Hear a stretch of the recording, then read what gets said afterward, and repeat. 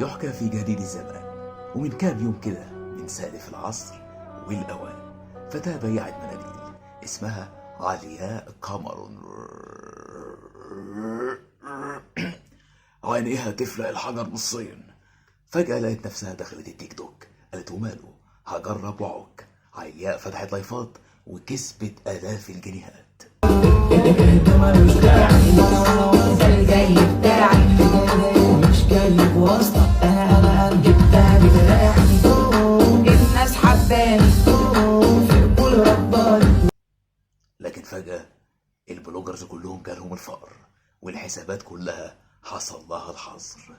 علياء التوب والباقي كانتالوب، وانتوا اللي مش فاهمين كده كويس خليكوا فاهمين، ببعتها لكم. غيروا، احقدوا، غلوا، عادي. ده بسبب قر الناس عليا. والداخلية عمالة تقفش فيهم، والسجن غسيل الأموال مستنيهم. علياء قمر لعنة وضربت التيك توك. علياء قمر لا تخافوا ولكن اهربوا.